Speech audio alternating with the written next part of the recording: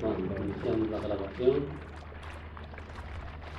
Y hoy comenzamos con el capítulo 9 del cielo y el infierno. Lo primero que voy a hacer es quitar la música, porque ya tenemos experiencia de que cuando hay música no se entiende nada.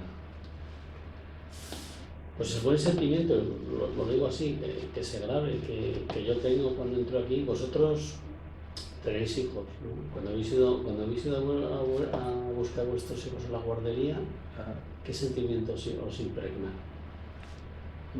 Es un lugar de vida, ¿no? Alegría, vida, Con de las inocencia. botas que se las han quitado, ¿no? Yo no sé cómo son las guarderías ahora, pero la que iba yo, estabas descalzo. Entonces yo iba a buscar luego a mis primos años más tarde, y veías ahí las botas, veías las capuchas, ¿no? Ahí en Alemania las bufandas, y tal, era todo como muy bonito y todo muy bajito, todo estaba muy bajito. Los baños eran súper enanos, ¿no? Sí. Pero te daba una sensación de recogimiento y de alegría y de vida, sobre todo de muchísima fuerza vital, ¿no? Sí. Pues eso es lo que siento yo. Qué bien. Aquí. Mucha calma y mucha fuerza, ¿no? Claro. Bueno, yo lo comparto. Qué Por bien. si alguien de los que nos oye, que bueno, yo quiero sentir lo mismo, se anima y se viene. Muy bien, sí. Venir al centro. Están siempre invitados. Pues mirad, vamos a hablar de un tema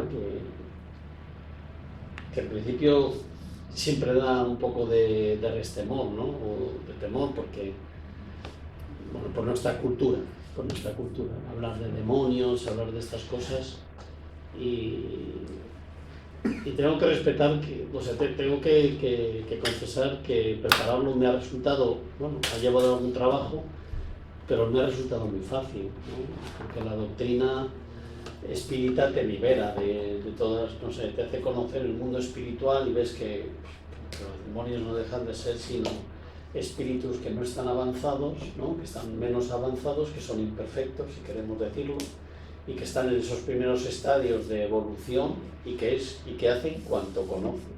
Seguramente ya hemos sido, entre comillas, demonios. Con toda también. certeza, ¿no? Hay un apartado, creo que es en el capítulo 10, donde habla de que hemos tenido una inteligencia en estado embrionario. Pues cuando esta inteligencia la hemos tenido en estado embrionario, lógicamente el resto de las cosas que las hacíamos intuitivamente, pues las haríamos de forma animalizada y, bueno, pues poco a poco le vas ganando terreno a esa parte animalizada, vas empleando tu inteligencia, la inteligencia hace que hagas las cosas cada vez mejor, ¿no? Más orientado al bien, que es para lo que somos creados.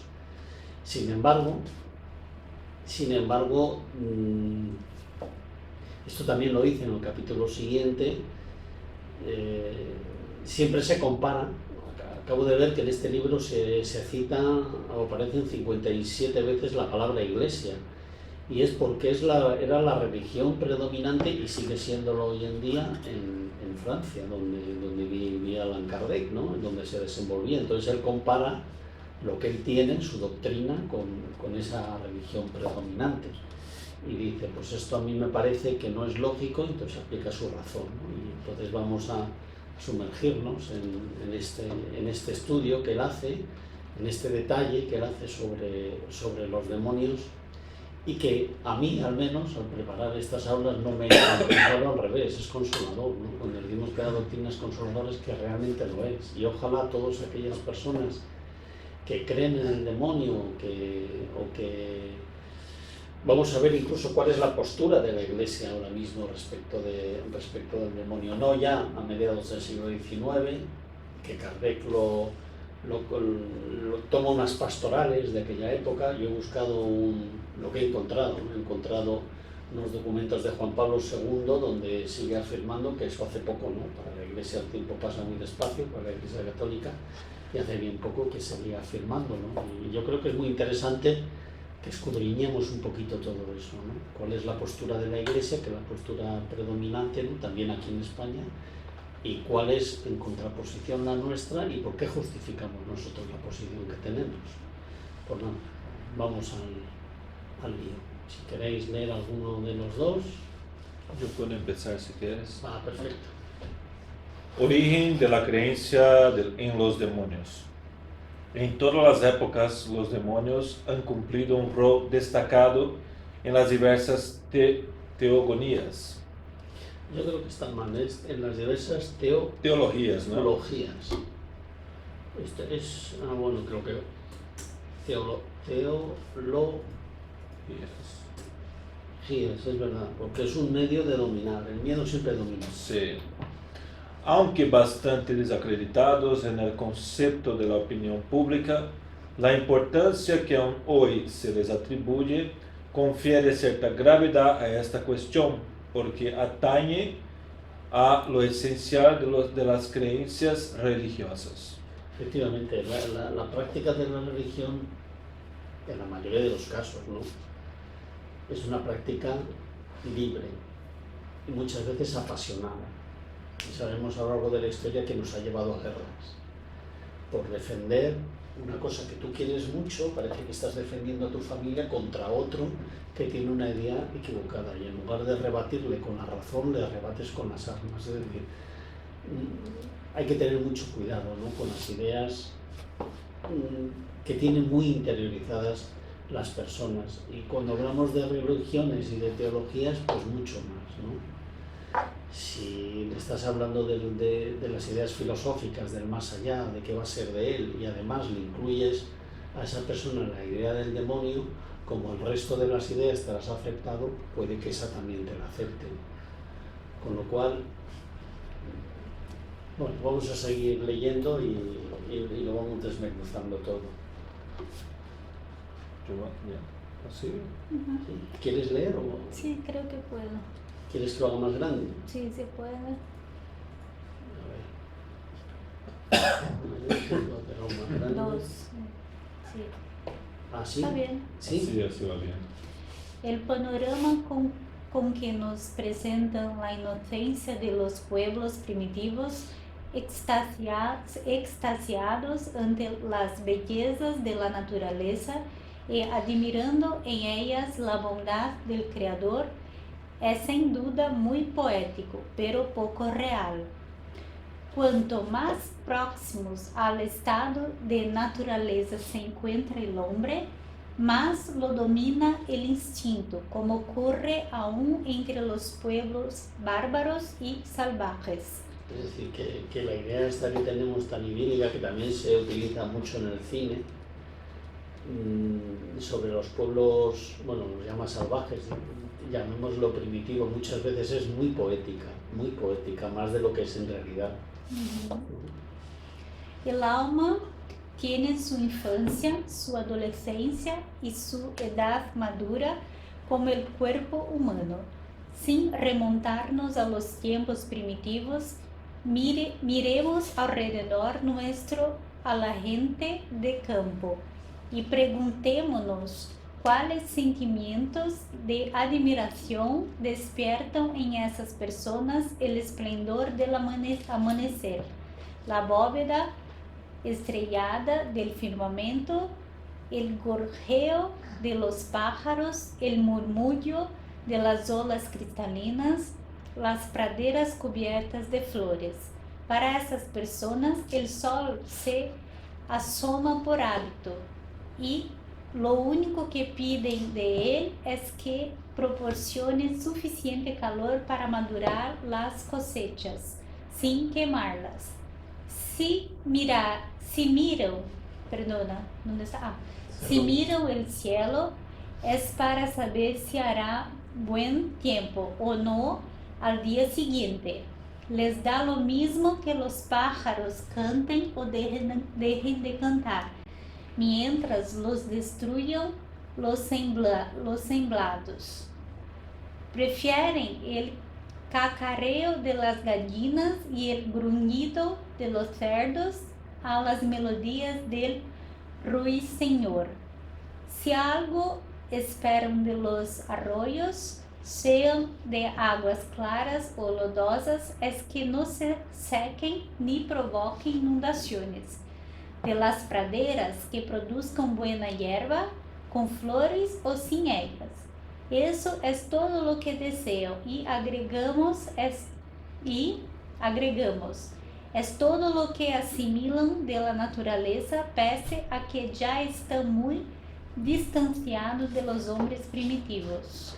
Es decir, que tenemos al hombre primitivo, que es un hombre que vive en simbiosis con la naturaleza y poco a poco descubre la agricultura y se va alejando de ella. Entonces toma de la naturaleza aquello que necesita y se vuelve un ser egoísta. Lo que quiere es que la naturaleza le siga brindando las cosechas, que las gallinas se sigan reproduciendo, que sigan teniendo huevos. De alguna forma, muchas veces se ha dicho que el hombre no es de esta tierra, ¿no?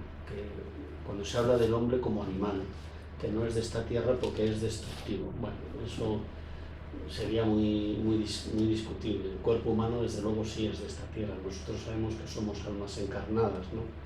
Y en este proceso de separarnos de ese mundo primitivo y utilizar nuestro intelecto, poco a poco vamos agrediendo a la naturaleza, y de eso tenemos ahora mismo un ejemplo extraordinario con la polución del aire, que va mucho más allá de lo que en realidad de nuestras necesidades, ¿no?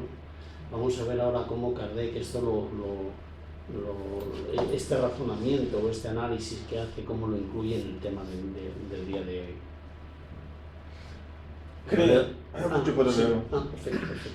Creen el hombre primitivo en un poder sobrehumano, pero como el prejuicio material es lo que más se acerca, los afecta, lo atribuyen a ese poder, del cual se forma una idea muy imprecisa. Así pues, los animales dañinos son para ellos los representantes naturales y directos de ese poder. Con todo, el hombre es generalmente más sensible al mal que al bien. Este le parece natural, mientras que el mal lo afecta con más intensidad. Esto es interesantísimo lo que nos dice así. Es decir, como el hombre le afecta tanto los vaivenes de la naturaleza, una inundación le puede hacer que pierda una cosecha, y al perder la cosecha puede que ese invierno pase hambre, no pueda llenar el granero. Al mal, a eso lo atribuye al mal. Entonces el mal va tomando un cuerpo cada vez más grande en su vida, ¿no? Va teniendo una importancia mayor, y por esa necesidad que tiene el hombre de a todo nombrarlo y encasillarlo, pues llega un momento en el que este hombre que está en los primeros años de su desarrollo, lo que nos dice Kardec es que el hombre es generalmente más sensible al mal que al bien, porque el bien lo ve como algo natural. Sin embargo, el mal le sensibiliza más. Esto es muy importante, porque además dice que el bien lo ve como algo natural. Y esta reflexión que hace Kardec a mí me parece del todo lógica, porque nosotros, nos dice la doctrina, estamos creados para el bien. Luego, al estar creados para el bien lo vemos como algo natural y nos sensibiliza el mal. Y hay una cosa que quería hacer hincapié, esta percepción, ¿no? de lo que es bueno, ¿no? Hasta hoy guardamos esto, ¿no? Porque para la mayoría de la gente todavía lo bueno, tener una buena vida, obtener las cosas, es siempre satisfacer la parte material. Todavía no comprendemos bien los mecanismos de evolución que nos impulsionan, ¿no? a evolucionar espiritualmente, y todavía para nosotros el bienestar material es lo que es el paraíso para nosotros, ¿no? Y estamos aún cerca de este primitivismo, y que ahora todavía estamos alejándonos de ello. Porque nuestra memoria es corta, yo creo. Porque si tienes una afección, o sea, si tienes un problema de salud, en ese momento lo darías todo por recobrarla. Claro. Pero cuando en momentos de salud lo que quieres, ¿qué quieres? Dinero, bienestar, eso es lo que pides, eso es lo que quieres. Ese es todavía en esta situación que nos encontramos actualmente, es fácilmente justificable si miras las redes sociales. ¿Cuál es el modelo de felicidad que se atribuye en las redes sociales? El bienestar material, viajar, tener belleza, es decir, todo volcado al material. Entonces todavía no tenemos esta comprensión de lo que no nos separamos totalmente, ¿no? de este concepto. Es claro, cuando vamos a un pueblo, una época más primitiva, eso es más latente, está más presente, es decir, se nota más esta necesidad, y como estaba diciendo, ¿no? La cosecha, se mira al cielo y se pide por la cosecha, se pide. Pero ahora todavía seguimos en esto y estamos en este proceso de transición, ¿no? De entender un poco más del plano espiritual, ¿no? Es un periodo todavía de transición, pero veo todavía que aún tenemos esta visión de felicidad de la parte material, o sea, lo que el material nos trae. Y esta es la perdición del mundo actual, porque el mundo actual está tan volcado a esto y está tan visible este modelo de felicidad material que la gente que no lo consigue acaba dejando o no queriendo vivir más. Pero, por otro lado, pienso que la parte material también es importante en este mundo porque es un mundo material. Lo que creo que es equivocado es hacer de eso lo más importante de la vida, Claro, por ejemplo, ¿no? claro. Sobreponer lo material al espiritual y al moral. Porque necesitamos comer, necesitamos abrigarnos, necesitamos tener casa, necesitamos locomovernos. Entonces, creo que no es malo desear o pedir por estas cosas, pero no hacer de eso lo más importante de vuestra vida. No sé si está de acuerdo. Sí. Yo digo lo siguiente. Kardec nos dijo, a veces en el punto,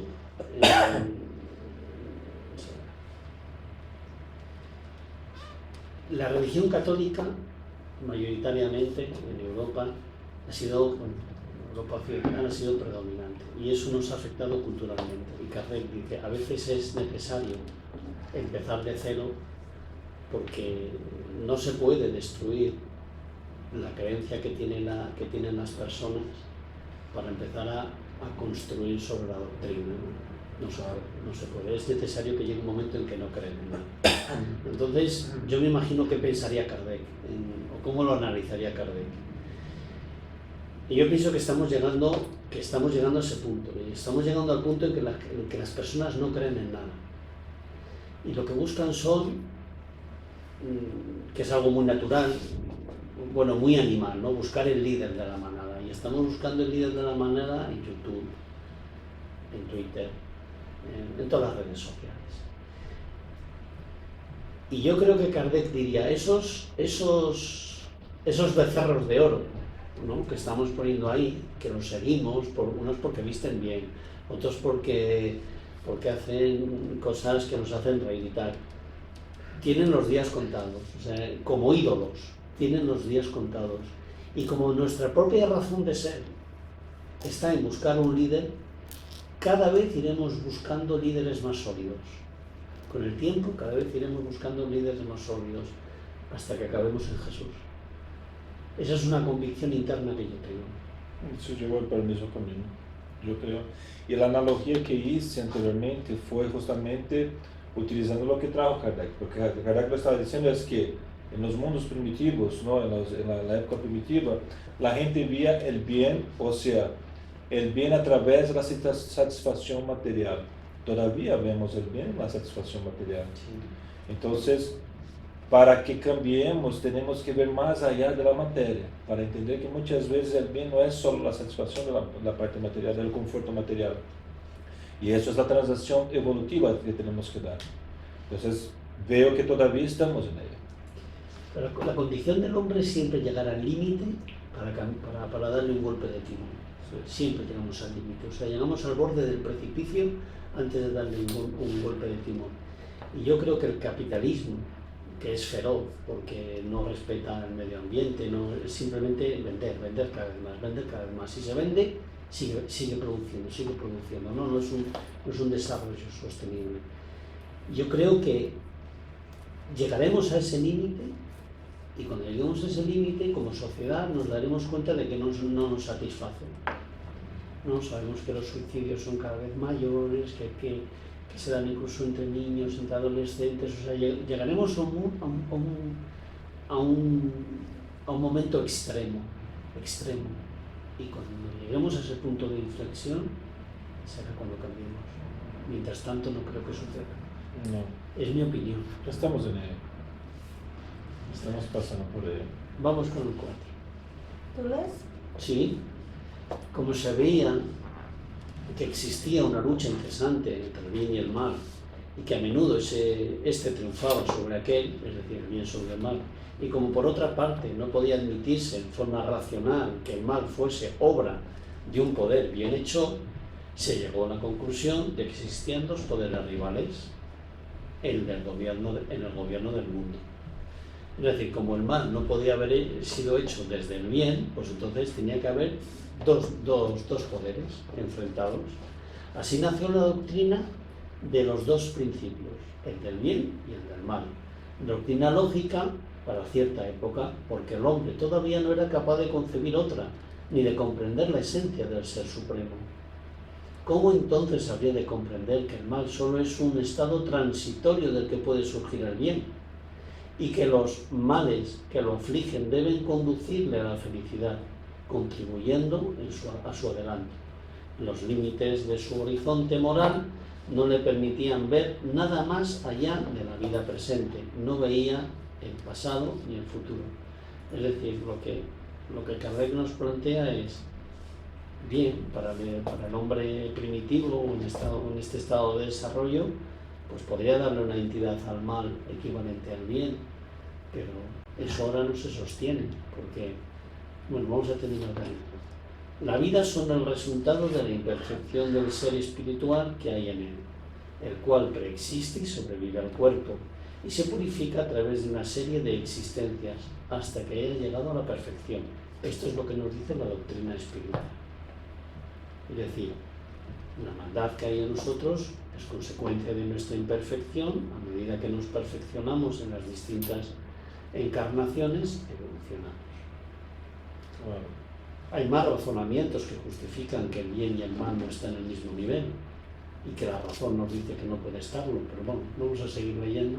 no, solo un comentario rápido, y es lógico, porque si yo no comprendo la reencarnación como no se comprendió durante mucho tiempo, tengo que dar un nombre a lo que causa la maldad, ¿no? Porque no puedo tener otra forma que no sea, si yo no soy responsable por mis sufrimientos y Dios no puede ser responsable por mis sufrimientos igualmente, la única cosa que puede estar en el medio causando el mal sería otra fuerza maligna que denominaron la maldad o los demonios, ¿no?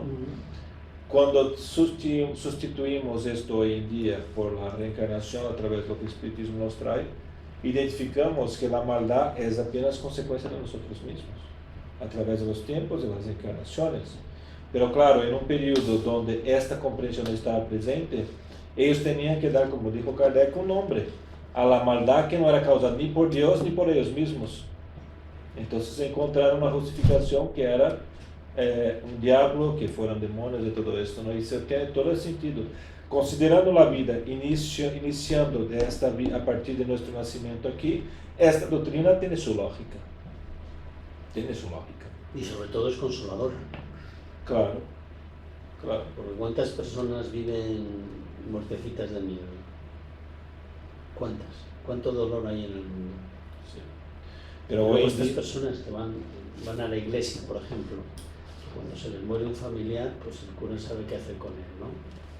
Cuando nace un niño, sabe qué hacer con él. Cuando lo quieren encauzar hacia la creencia, sabe qué hacer con él. Pues si te dice que el demonio existe, no le vas a creer. Que le has entregado a tus personas que han fallecido, que le entregas a tus hijos para que los encamine hacia la fe, para que sean salvos, ¿no? ¿Cómo no le vas a creer cuando te dice eso? O sea, le vas a entregar todo, lo esencial de tu vida, que es tu creencia, y no vas a creer que eso que te dice es verdad.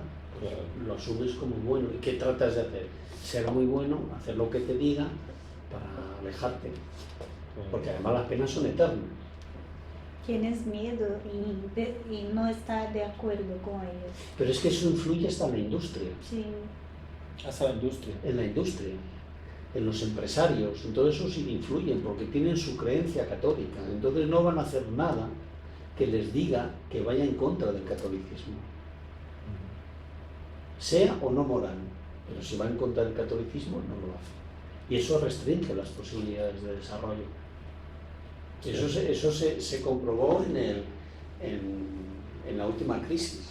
Fue Irlanda y España los países que más y más España que Irlanda todavía, fueron los países católicos los que peor salieron de la crisis, por esos preceptos que no son morales, sino que son impositivos, que son actos de fe, que les influyen en la sociedad. Muy bien. Ahora vamos a ver de dónde viene el nombre de Satán. Muy bien.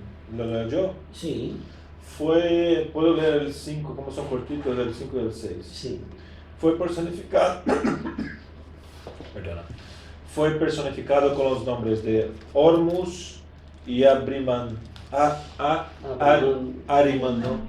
entre los persas, con los de Jehová y Satán entre los hebreos. Es decir, es un nombre asignado, porque fue especialmente malo. No he querido, malos para los judíos, ¿no? Entonces no he querido ahondar, pero vamos, por lo menos el origen de la palabra está ahí, ¿no? Vale. La doctrina de los demonios tiene origen, pues, en la antigua creencia de los dos principios, el del bien y el del mal. Si bien la esencia íntima de Dios continúa siendo un misterio para nuestra inteligencia, la comprendemos mejor que nunca gracias a las enseñanzas de Cristo. Para que cualquiera de esos principios del demonio sea verdadero, es indispensable que no implique un atentado a las perfecciones, atributos de Dios. Es decir, esto es fundamental. Para que cualquiera de esos principios del demonio sea verdadero, es indispensable que no implique un atentado a las perfecciones de Dios. Es decir, que si Dios es eternamente bueno, eternamente justo y eternamente bondadoso, Claro. no puede haber creado una persona así. Y además así para la eternidad. No cabe. Luego no puede ir contra los atributos de Dios. Claro. Y ahí vamos, esto va a decir ahora la teoría que como no se justifica, ¿no? Sí, lo Porque dice al las final. atribu- Ahora Ah, dice no. que son los demonios para la Iglesia. Vale. ¿Qué? ¿No eres tú? Los demonios según la Iglesia. Según la Iglesia, Satán es el jefe o rey de los demonios. Satán existe eternamente como Dios o es posterior a él. Esto es lo que se pregunta Carlos. Lo vamos a ver, ¿no? Vamos a analizarlo. Si existe eternamente, es increado, por lo tanto, es igual a Dios. En ese caso, Dios deja de ser único, pues hay un Dios del bien y un Dios del mal. Y si Satán es posterior a él, en ese caso se trata de una criatura de Dios, dado que Satán solo practica el mal y que es incapaz de hacer el bien y de arrepentirse. Dios creó un ser destinado perpetuamente al mal. Si bien el mal no es obra de Dios, sino de una de sus criaturas predestinadas a hacerlo, Dios no deja de ser el primer autor, en cuyo caso no es infinitamente bueno. Lo mismo se aplica a todos los seres malos denominados demonios. Aquí hay muchas contradicciones. Es Muchísimo. decir, primero crear un ser predestinado al mal. Nosotros estamos predestinados al bien, al mal. Y además para siempre. Sin posibilidad, este demonio, de hacer el bien ni de arrepentirse. Jamás. Luego se le está negando el progreso. Es decir, a unos se les niega el progreso y a otros no. Ya no sería eternamente justo, digamos. Luego se cae es una lógica, Que no- yo creo que al alcance de que lo entendiera cualquiera. Claro, si Dios crió el diablo, Dios es malo, porque crió el mal. Y si crió el mal, no es infinitamente bueno. Si no es infinitamente bueno, no puede ser Dios. Si no crió el diablo, es decir, ¿no? si crió, y el diablo viene de dónde, ¿no? Porque Yo Es como estaba... si fuera Dios entonces. Sí, hay dos Entonces, posibilidades, o que se crearan a la vez, con lo cual Dios no sería único. omnipotente, o que Dios creara al diablo. Y si lo creó siempre para el mal. Y si lo creó siempre para el mal, le están negando el progreso. Lo cual entonces no es un Dios eternamente justo. Y tampoco el eternamente bueno. Sí ha creado el diablo para hacer mal a los demás, porque ha creado el mal. Si no ha creado el mal, si no ha creado el diablo y él existe, fue que un fallo de Dios. Si es un fallo de Dios, Dios no es perfecto. Si no es perfecto, no puede ser Dios. Entonces, por muchas vías no. Vamos a ver ahora de dónde viene el término Lucifer. Dicen, el rey de Babilonia, que mantenía a los judíos cautivos, según lo demuestra en los últimos versículos, Isaías capítulo 14, versículo 11, es designado aleatoriamente con el nombre de Lucifer. Y se coloca a causa de su orgullo por encima de Dios. ¿Cuándo sucedió esto? Pues el exilio de Babilonia de los judíos fue una deportación que se hizo de los hebreos del reino de Judá a Babilonia tras la destrucción del templo de Jerusalén en el siglo VI a.C. Ahí es donde se forjó este nombre, ¿no? Al rey de los babilonios. Esto es lo que era el reino de Judá en el siglo VI a.C. Y este fue el reino de Babilonia, que aquí está Judá. Es decir, Babilonia ocupó todo esto, ¿no? Aquí está el mar Mediterráneo, igual que aquí arriba, ocupó todo esto. ¿Y qué hicieron con los hebreos? Los llevaron de aquí a aquí, a la ciudad de Babilonia. Y claro, se portaron tan mal con ellos, o los judíos estaban tan en contra de lo que les habían hecho, no solamente habían invadido sus tierras, sino que les hizo que se movieran, que cómo llamaron al rey que provocó todo eso. Lucifer. Es decir, que en ambos casos, tanto en el anterior de Satán como el de Lucifer, son personas. Que no es un ente. Entonces, ¿cómo continúa Kardec en el ítem 8? Pues toma citas, dice, a ver qué dice la Iglesia sobre qué es el demonio y tal. Entonces toma una cita que la ha extraído de este monseñor, de Monseñor Goudet, que es el cardenal arzobispo de Reims, que con motivo de la Cuaresma de 1865 pues edita una pastoral, ¿no? Y hace toda una defensa, ¿no? de la figura del demonio. Pero nosotros, en lugar de hacer eso, que lo podéis leer en este ítem 8, lo que vamos a hacer es, vamos a ir a un momento más reciente. Nos vamos a ir, vamos a leer, a ver si lo veo, porque es que no me traje las gafas. Bueno, he intentado aquí, en la página del Vaticano, a ver qué es lo que se decía, pero no me permite buscar. No funciona muy bien. A ver, ¿dónde lo encuentro? Este no es. Esperad que vuelvo aquí donde estaba.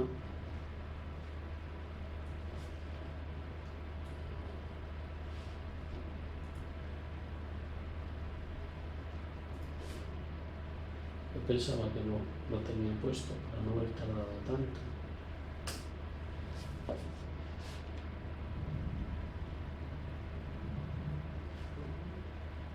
Este es. Lo he cerrar. Si esperáis, vamos a leer, mirad, no. Esto es de Juan Pablo II, es decir, no hace tanto tiempo, ¿no? Si os parece bien, lo vamos a leer. Vale, si puedes aumentar un poco, porque sí, voy a ver. Estoy sin gafas y no veo nada. Bueno, pues yo que me los he dejado en casa. Yo igual. Ahora, Ahí ya puedo. ¿Ahí ves? Sí. Ah, vale, genial. Juan Pablo II, después de casi 3 siglos de casi silencio en la Iglesia, volvió a recordar hace 13 años, durante la audiencia pública del 3 de junio de 1998, la importancia del exorcismo.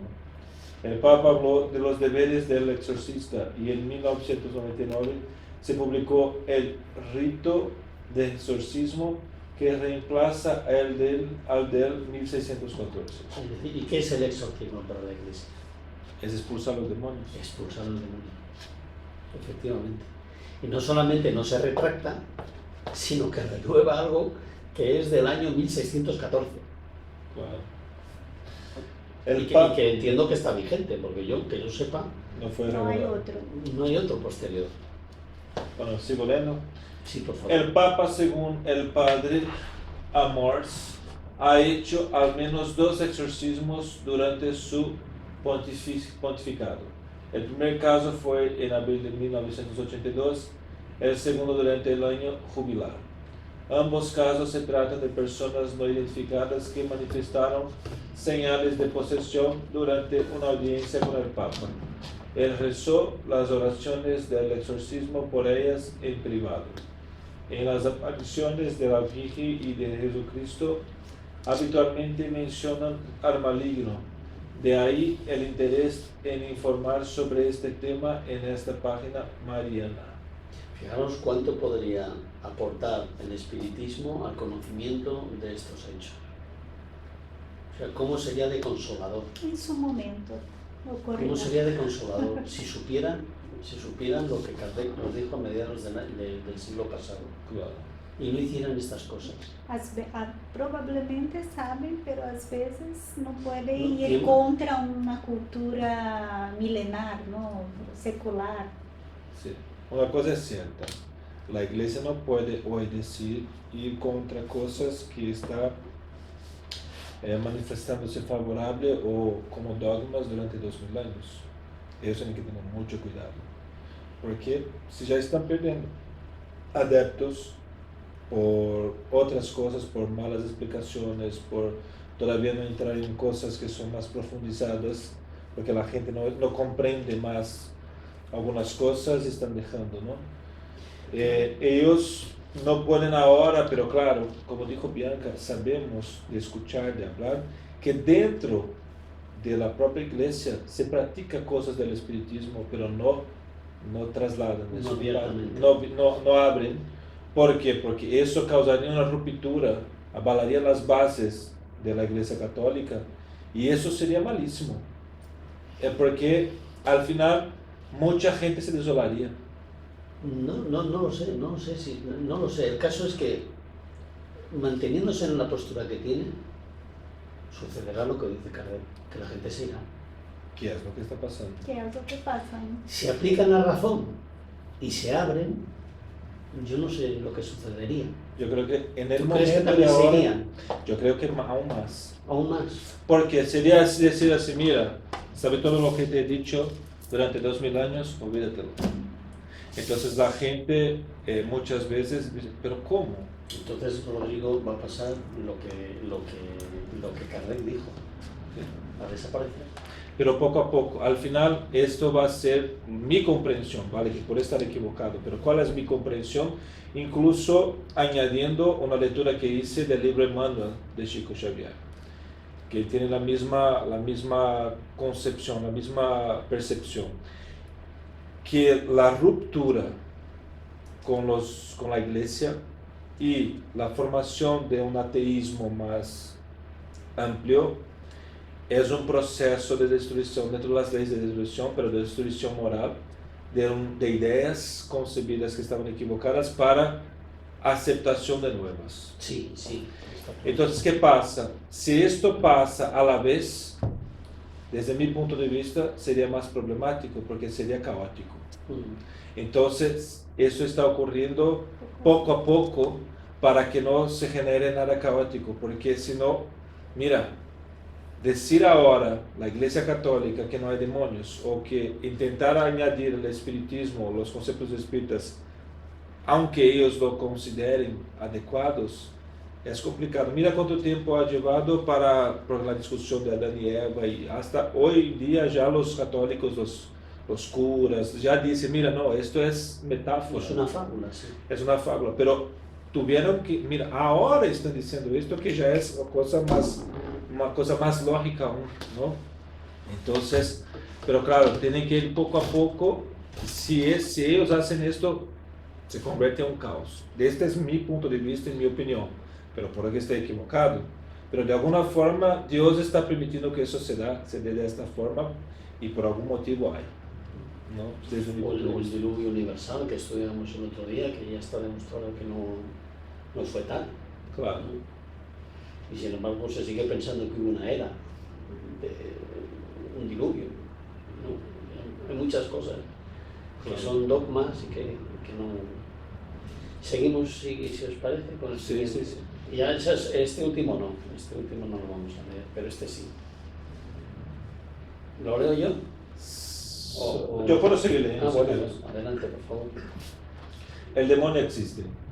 El demonio no es una fábula como algunos, para su desgracia, piensan. Su existencia real ha sido siempre enseñada por la Iglesia en su magisterio ordinario. Desmentir la existencia del demonio es negar la revelación divina que nos advierte sobre nuestro enemigo y sus tácticas. Los demonios residen en el infierno y no gozan de los beneficios de la redención de Cristo.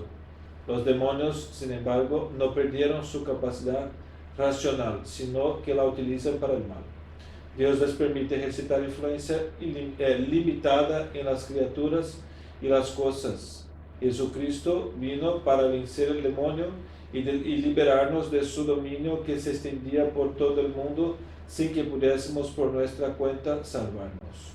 Es decir, que un siglo y medio después, lo que dice Kardec es cierto.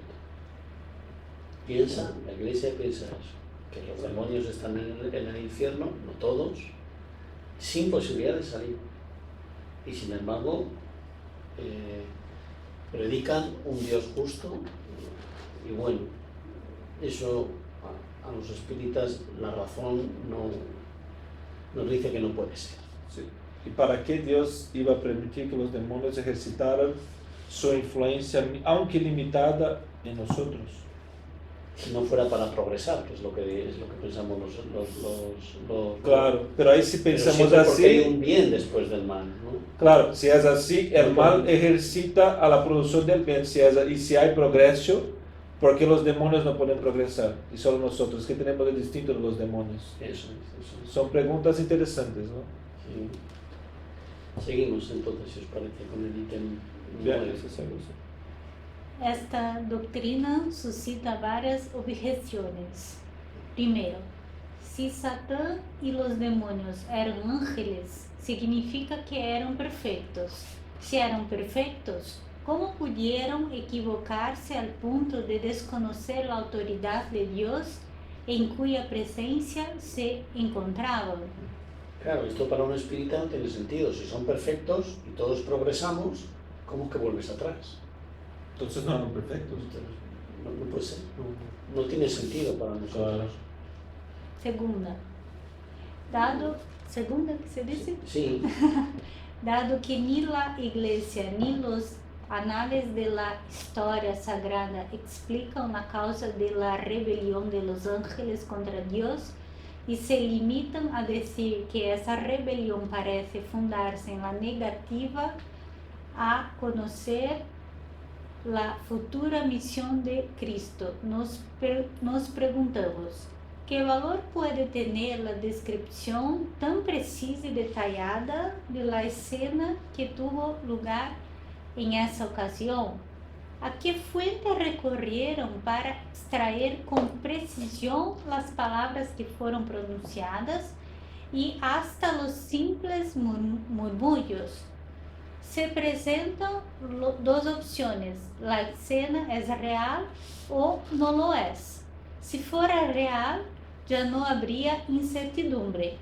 ¿Por qué entonces la Iglesia no resuelve la cuestión? Pero si la Iglesia y la historia guardan silencio y si la causa apenas parece cierta, eso se debe a que no es más que una suposición, en cuyo caso la escena descrita es fruto de la imaginación.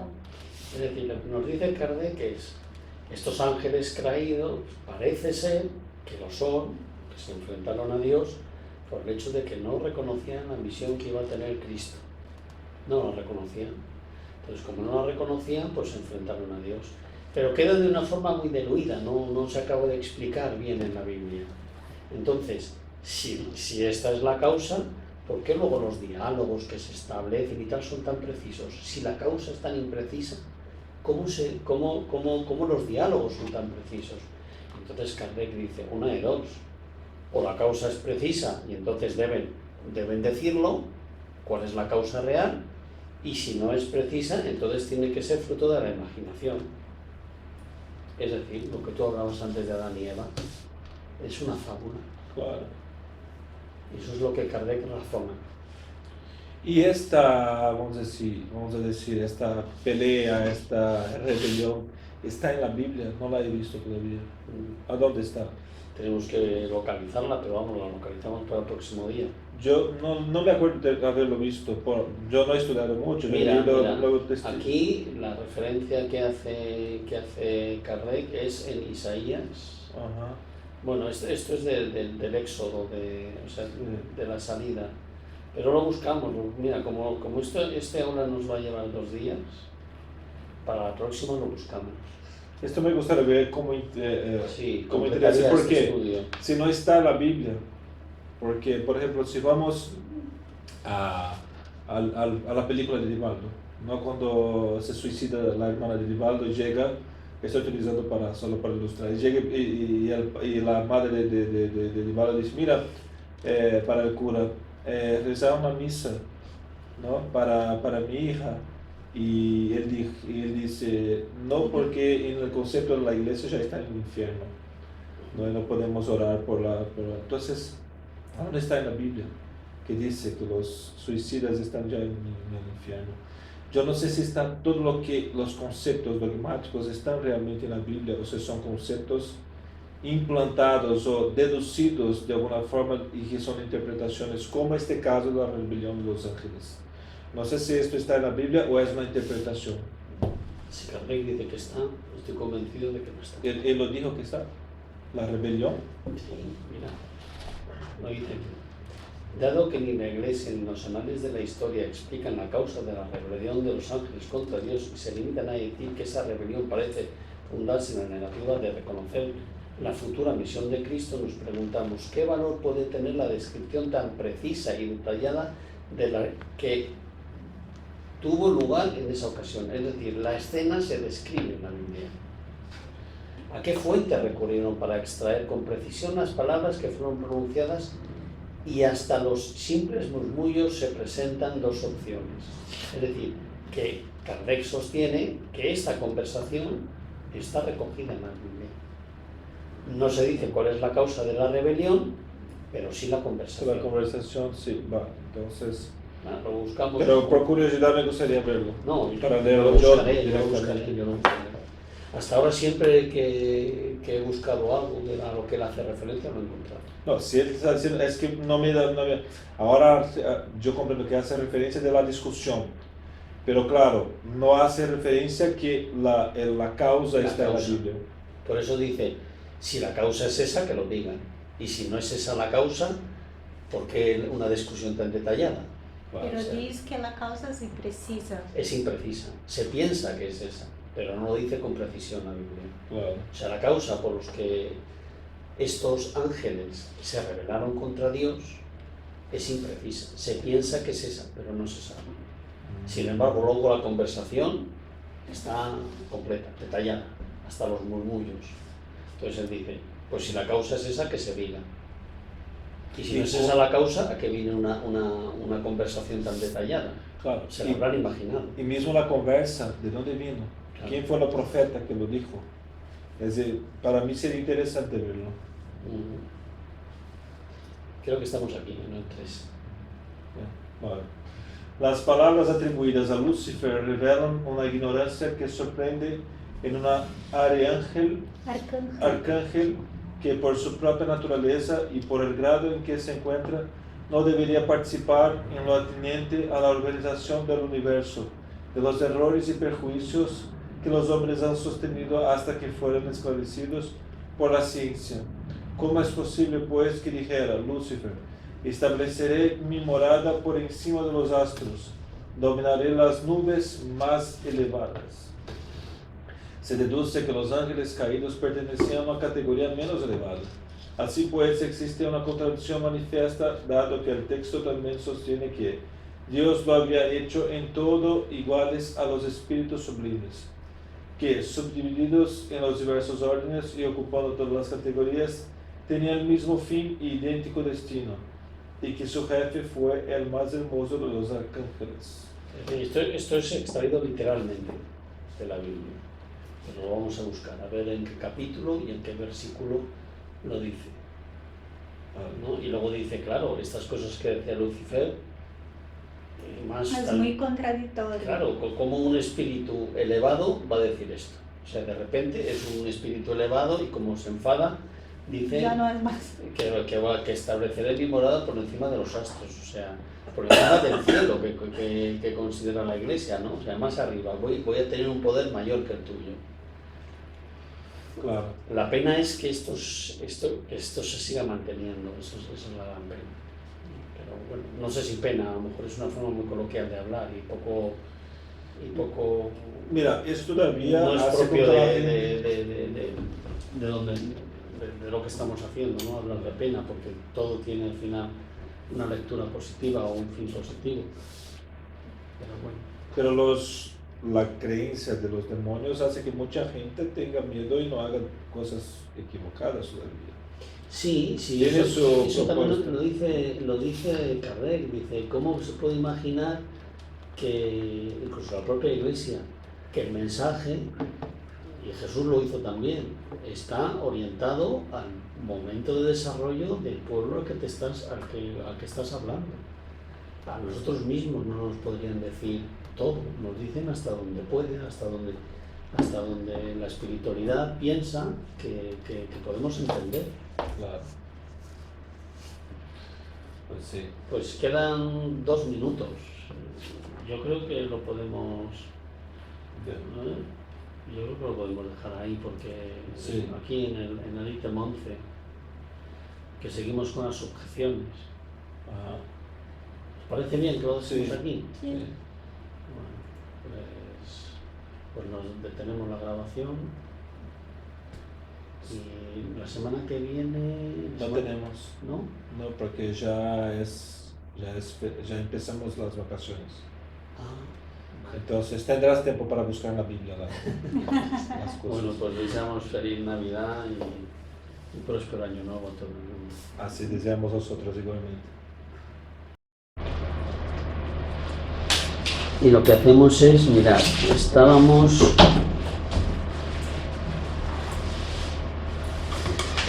viendo del cielo y el infierno, el capítulo 9, que habla sobre los demonios, ¿no? Habíamos visto el origen de esta creencia, habíamos visto cuál es el origen de la palabra Satán y de la palabra Lucifer, que nada tienen que ver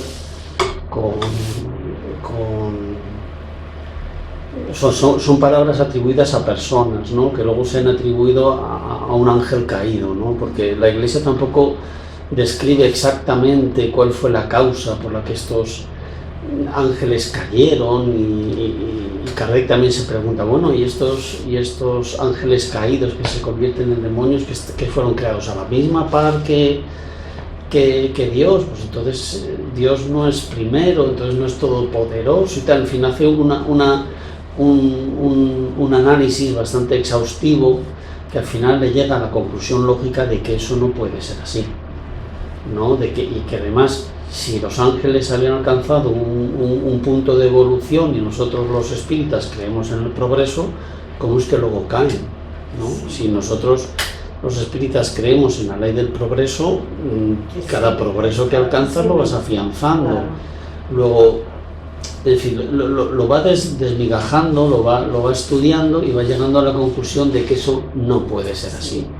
Entonces, cuando este vídeo que ahora estamos grabando esté compartido, pues podréis ver esta parte que ya analizamos la vez pasada y ahora estamos en los demonios según la Iglesia, ¿no?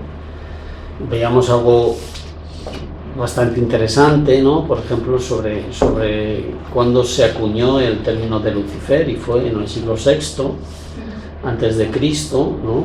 Veíamos, pues este es el mapa del reino de Judá. Bueno, pues en el siglo VI fue invadido por los babilonios, entonces el pueblo hebreo pues lo llevaron de Judá a Babilonia, ¿no? ¿Y qué hicieron? ¿Cómo llamaron al rey de los babilonios? Le llamaron Lucifer.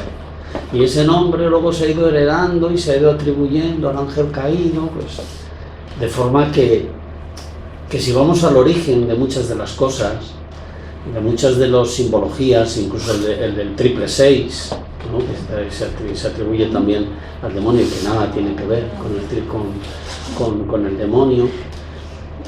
El 666 está asignado al Papa, ¿no?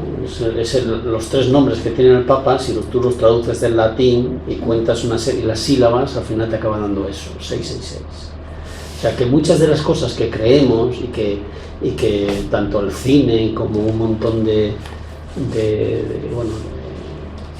creencias o de adaptaciones que ha hecho la Iglesia, ¿no? Porque la Iglesia, del mismo modo que atribuía pues, fiestas paganas, las convertía en cristianas, que también tenía su origen en un origen muchas veces muy loable, ¿no?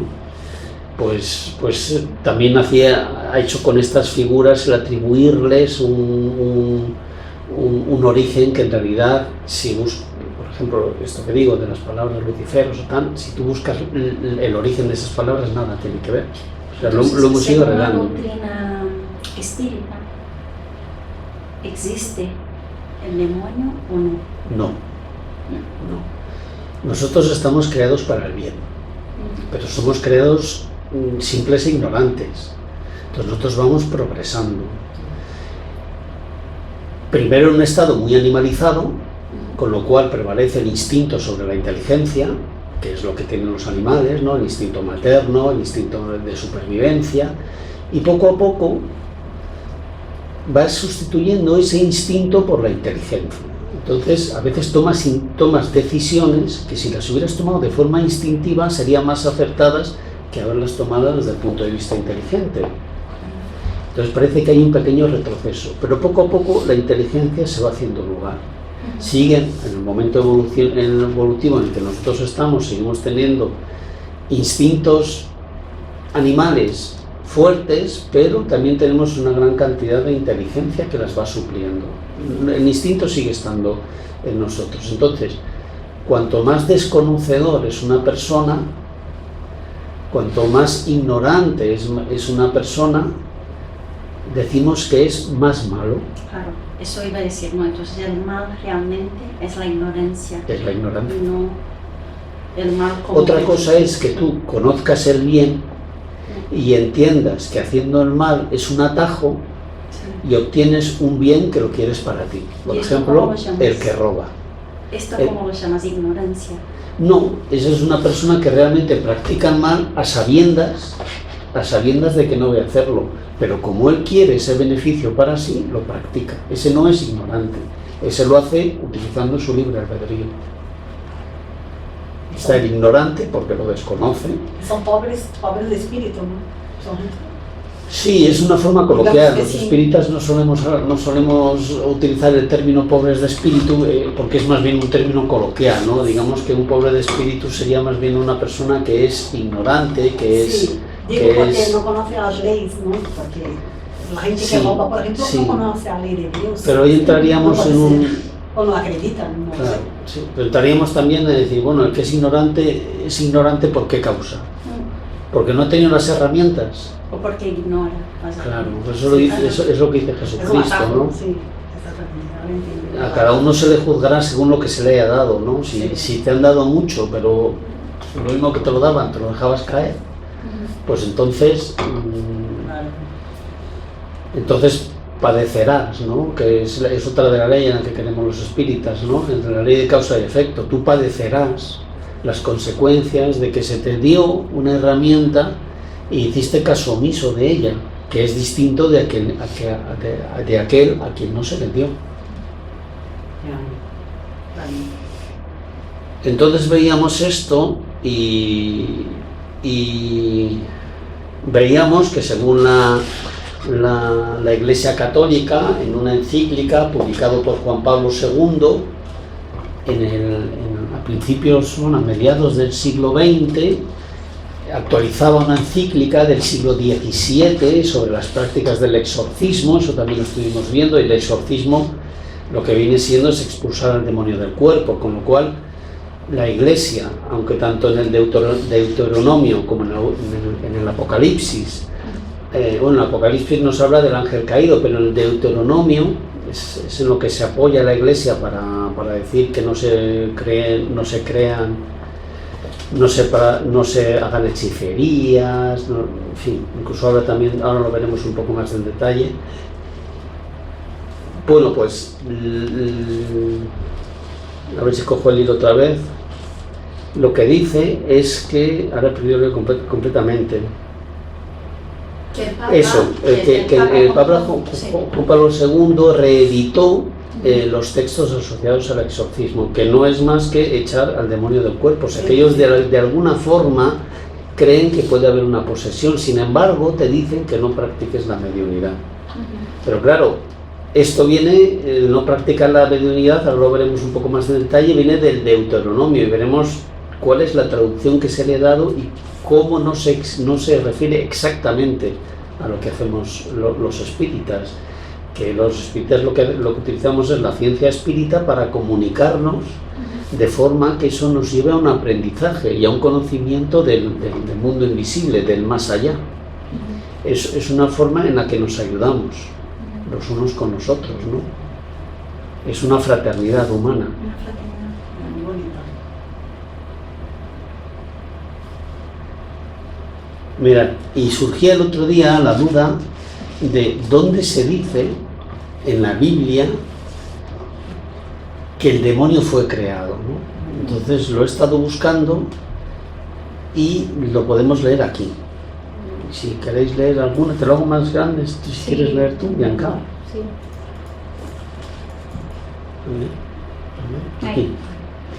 Hay una descripción en el libro de Apocalipsis 12, de 7 a 17, Sí, capítulo 12, versículos del 7 al 17, 17. de una batalla entre el ejército de Dios y los seguidores de Satanás, y su posterior expulsión del cielo a la tierra, los cuales vagan por su superficie haciendo la guerra a los seres humanos, en especial a los creyentes en Cristo. En Lucas capítulo 10, versículo 18, se menciona nuevamente el poder otorgado por Jesús a sus discípulos para expulsar demonios. Jesús declara en este texto que ve a Satanás caer como un relámpago del cielo. Esto es lo que Kardec dice que no tiene lógica. Es decir, si habían alcanzado un nivel de progreso, que estaban cerca de Dios, que es lo que Kardec dice que son los espíritus puros, que son los que se complacen de la creación divina y que son co-creadores con Él, como lo fue Jesucristo de la tierra, ¿cómo que caen? ¿Cómo que vuelven No atrás? retrocede. ¿Cómo que retroceden? Sí. ¿Pero qué lógica tiene Y eso? tanto, ¿no? Y tanto. O sea, para llegar bajar, a enfrentarse con sí, Él. Sí, claro, es que Y además, no está clara cuál es el origen. Unos dicen que es porque no estaban de acuerdo con la venida de Jesucristo, otros que por el hecho de que hubiera almas encarnadas. Tienen muchas Y versiones. fíjate que La causa no se sabe. los espíritus dicen que para Jesús venir a la tierra tuvo que quedar años y años bajando la luz porque es que era imposible mirarlo. Es que, Sí. o sea, no sé cuántos años, es que no sé un número, no sé si fueron 100 años para venir a la tierra, porque ¿cómo puede bajar? Es que no hay, pero hubo un trabajo muy grande Muy para fuerte. Para y que es pudieran Jesús. ser así. Y los otros, los ángeles, ¿cómo puede caer un ángel? Imagínate. No, es imposible. Pues esto lo tenemos aquí. Mirad, he puesto aquí la dirección, la URL donde está esta información, donde está el Apocalipsis, capítulo 12, del versículo 7 al 17, que si no me equivoco lo tengo aquí, que es esta, ¿no? Por si alguien lo quiere leer entero. No lo vamos a leer porque si lo leemos, aparte que el lenguaje analizarlo requiere mucho tiempo, muy despacito y si tenemos tiempo al final lo leemos, pero si no, ahí está. Esto lo pongo luego cuando lo publiquemos lo pongo también y cualquiera que siga este aula se lo puede leer, ¿no? Y luego dice, ¿qué dice Dios acerca de lo referido a los mediums? Esto es muy importante, ¿no? Porque como asocian a mediunidad a prácticas satánicas, pues me ha parecido muy revelante ponerlo aquí para que nosotros lo sepamos, y no solamente para eso, sino para que los espíritas nos defendamos. Porque si un conocedor de la Biblia nos propone este argumento, ¿qué es lo que yo le diría? Si alguien me lo dijese, ¿no? Porque dice, no, en la Biblia dicen que no practicas la mediunidad. Bueno, pues vamos a ver qué es lo que dice la Biblia. ¿Queréis leer alguna de vosotras? ¿Queréis leer? Sí. Yo trago mucho. Sí. Aquí. ¿Qué dice Dios acerca de lo referido a los mediums? El uso de medium era común entre los pueblos paganos de las tierras bíblicas. Dios advirtió a los hijos de Israel sobre esto justo antes de su entrada a la tierra prometida de Canaán. Deuteronomio 18, versículos 9 a 12 dice: Cuando entres a la tierra que Jehová tu Dios te da, no aprenderás a hacer según las abominaciones de aquellas naciones. No sea hallado en ti quien haga pasar a su hijo o a su hija por el fuego, ni quien practique adivinación, ni agorero, ni sortílego, ni hechicero, ni encantador, ni adivino, ni mago, ni quien consulte a los muertos, porque es abominación para con Jehová cualquiera que hace estas cosas. Y por estas abominaciones Jehová tu Dios echa estas naciones de delante de ti. Pues mira, los espíritas ni practicamos adivinación. Decimos además que la adivinación está asociada al pago, y nosotros sabemos que todo don, o que toda capacidad que Dios, lo que gratis se te ha dado, gratis lo tienes que dar. Sí. Luego nosotros no creamos en adivinación porque nosotros creemos en la libre albedrío, ni agoreo, ni sortilegios, ni hechicería, ni encantamos a nadie. Es al contrario, nosotros creemos en la medicina y animamos a las personas que necesiten Buscar la ciencia. atención médica, que vayan al médico.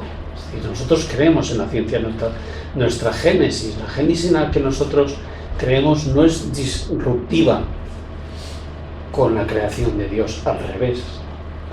Nosotros lo que defendemos es que haya que el científico se apoye en Dios, que piense que es el origen de todas las cosas, y eso le va a ayudar porque además el hombre de por sí es orgulloso y quiere conocerlo todo, y todo no nos es posible conocerlo, no podemos llegar de un golpe al infinito, y el desconocimiento nos hace ser desconfiados.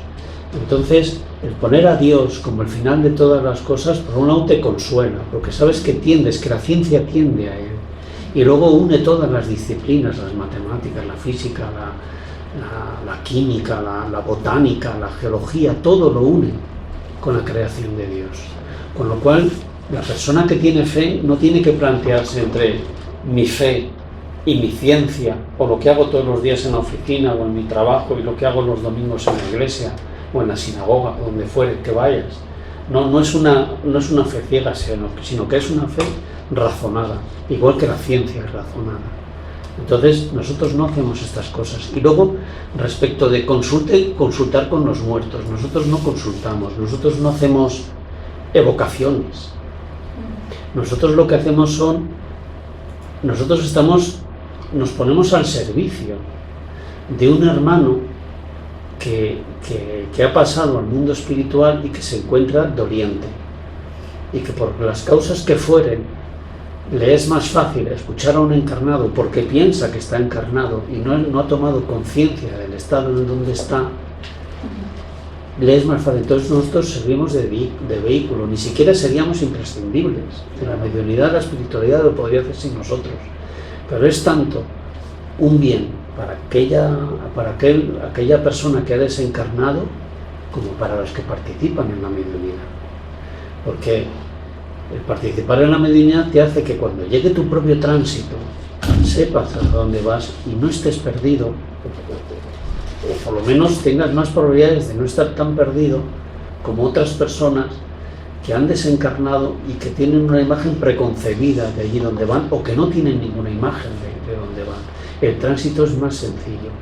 Y la fe, el amar a Cristo, lo que te hace también es abandonarte a que si estás en sus manos nada malo te va a pasar. Es decir, las personas tienen más miedo, muchos, al proceso de morir que a la muerte en sí misma.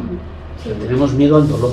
Yo comprendo también que muchas veces los médiums, muchos médiums, son médiums desde pequeños, por ejemplo, desde niños, y a veces, por ejemplo, como mi hijo, a veces veía espíritus, entonces a mí me ha impactado mucho, porque yo no vengo de una creencia espírita, en principio, entonces esto me ha impresionado y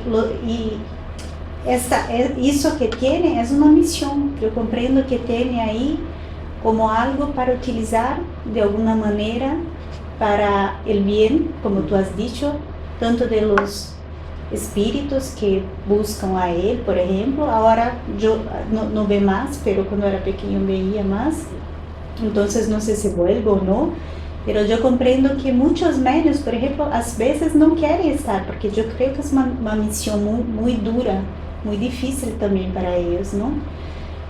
Pero es necesaria, porque esto es un comprometimiento que han tenido antes de venir, ¿no? Que hemos aprendido eso. Entonces, a eso también, esta cuestión de... Sí, si la espiritualidad que quiere influir mal en un centro espírita consigue influir sobre el medium, es la mejor opción que puede, porque desestabiliza la mesa mediúnica, los encuentros mediúnicos, desestabiliza las clases, las aulas mediúnicas, las desestabiliza al resto del grupo, porque esta persona está desestabilizada, es decir, y hacerlo es difícil, claro que es difícil, igual que es difícil pues ser cirujano o limpiar heridas, ¿no? Pues al final te impacta, ¿no? Son personas que están sufriendo.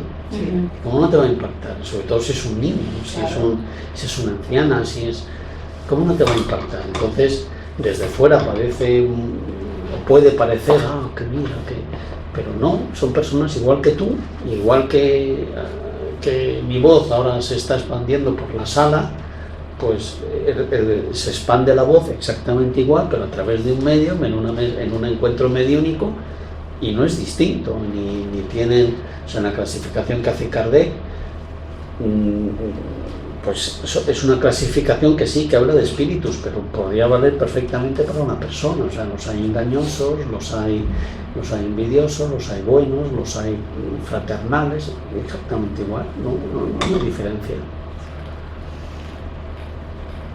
Entonces nos habíamos quedado aquí en el ítem 11 y vamos con él.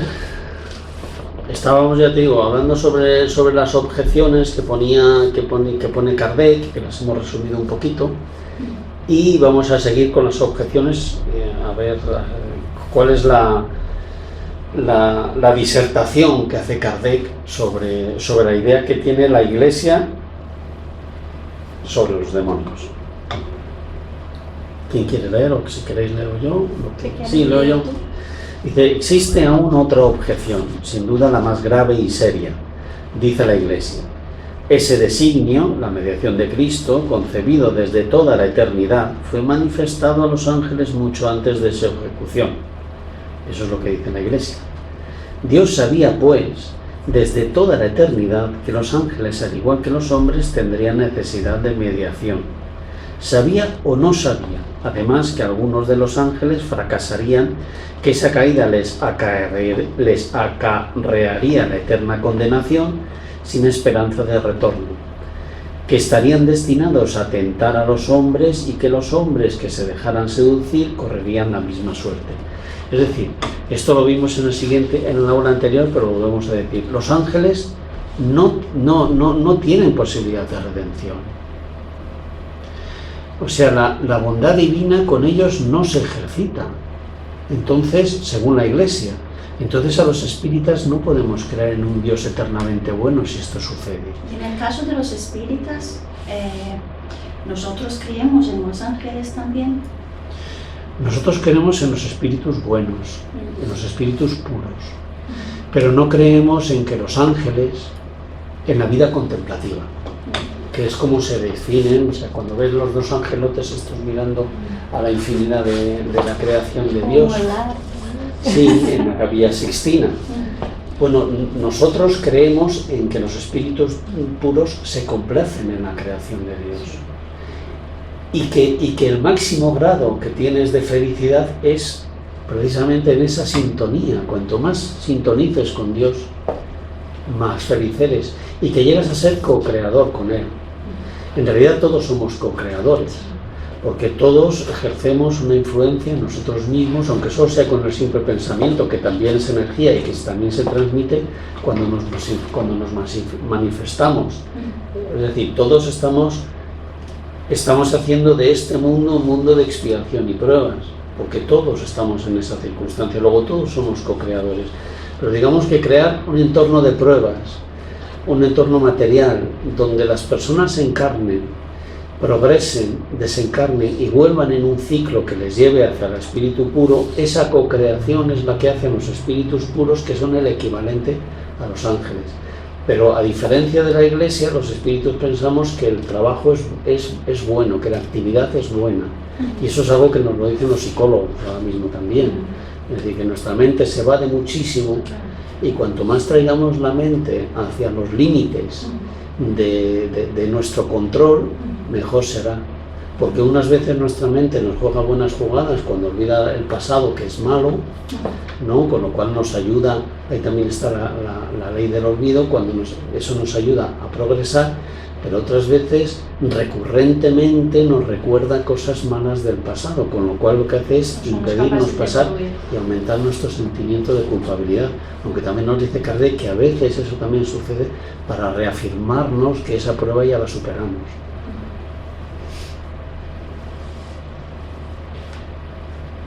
Dice Kardec, si lo sabía, entonces Dios creó a los ángeles con conocimiento de causa para que se perdieran irrevocablemente, así como la mayor parte del género humano. Luego ya no es infinitamente bueno. Que no hace sentido, sí. Hace sentido. Por más que se intente, con semejante previsión es imposible conciliar la creación de esos seres con la soberana bondad de Dios. Por lo tanto, si Dios no lo sabía, entonces no es todopoderoso.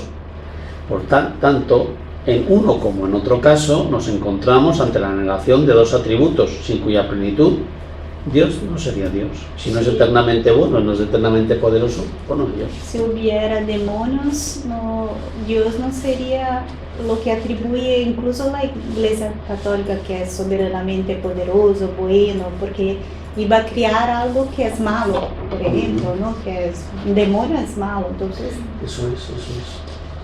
Además, eso de que sea ahí para la eternidad, o sea, creas a un ser, le das el atributo de vivir siempre, eternamente, hasta el infinito, ¿no? Pero para que sufra. Pero hay una pregunta también, que a veces creo que cuestionamos todos. Si Dios no ha creado cosas malas, ¿por qué a veces vemos tantas cosas malas en la tierra, como guerras, ¿no? Porque eso es decorrente, yo sé que es del libre albedrío del hombre, pero ¿por qué eso es necesario a veces? ¿Por qué permite eso? No sé si esa es la colocación, pero hay cosas que vemos nosotros desde nuestra evolución, que hay cosas muy malas, ¿no? Primero, por nuestro origen instintivo, es decir, luchamos primero por la comida y por el territorio. Eso lo vemos, por ejemplo, en los leones de la sabana. Éramos primitivos, ¿no? Claro. Y somos. Luego, mucho, ¿no? Luego, porque no piensas en que esto sea un entorno de pruebas y que la verdadera vida está en el mundo invisible. Tú eso no lo crees. Tú crees que es esta la buena. Hombre, pues si es esta la buena, voy a poner todas las sardinas en el asador. No me voy a esperar, no voy a ser bueno, porque ¿para qué voy a ser bueno si no hay nada después? Pues entonces se empecinan en esto. Yo creo que se conjugan más factores, ¿no? Por ejemplo, el poder crea más adicción que el dinero. Entonces, claro, si te quieren remover la silla y tienes el poder de los ejércitos, pues los mueves y te enfrentas al territorio de al lado, porque cuanto más súbditos tengas, más poder aglutinas. Y yo creo que básicamente es eso. Y luego, pues lo que decíamos antes, si yo establezco un acuerdo económico con el país de al lado, de no agresión y tal, y de intercambio de bienes de consumo, pues bueno, pues no me lucro tanto como si lo que hago es fabricar armas, las utilizo en la guerra, luego a ese país que le he invadido le obligo a pagarme lo que me he gastado en la guerra y van a ir luego mis empresas a reconstruir el país. O sea, no es que Dios ha creado la guerra o desmalos, pero ha dado el libre albedrío para nosotros y eso Él respeta, que podamos hacerlo por vías buenas o malas, ¿no? Pero que vamos a aprender con las caídas, ¿no? Es que el concepto del dolor, ¿no? Que es desgarrador, ¿no? Perder un hijo en la guerra y tal, pero el dolor es una vía de aprendizaje. O sea, somos tan básicos que necesitamos el dolor para aprender. Y si no nos quemáramos cuando ponemos el dedo en el horno que está encendido, lo pondríamos siempre. Entonces necesitamos que nos queme para saber no acercarnos al fuego. Suena a lo mejor cruel decirlo, ¿no? Y muchas personas dicen, si existiera Dios no pasaría esto, no. Pero tú tienes que analizar primero desde nuestra propia existencia, porque hay personas que tienen mucho económico y social desde que nacen y otros no tienen nada. Si no existieran las vidas anteriores, tampoco Dios sería bueno. Sí.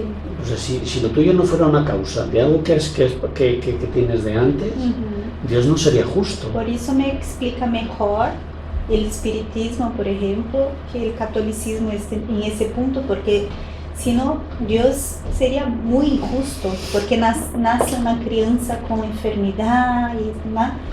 Pero si llevamos en cuenta que hay algo antes. Es que todo tiene muchísimas aristas. Por ejemplo, las expiaciones, que normalmente las expiaciones son la inhibición de uno de tus atributos. Naces ciego, naces paralítico, naces...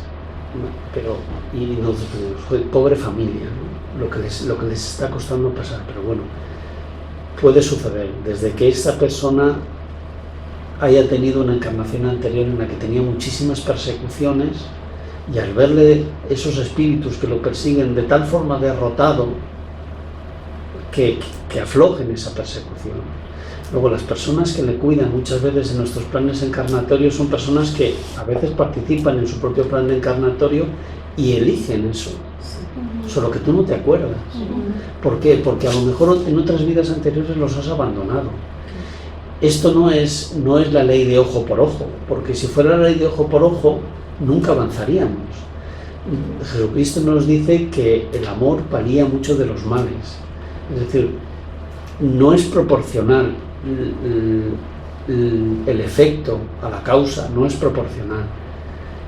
Y tampoco es lo mismo que una persona cometa un error por amor y cometa un error que el que lo hace por odio. No es lo mismo. Entonces todos esos atenuantes se van teniendo en cuenta en el caminar de nuestra vida.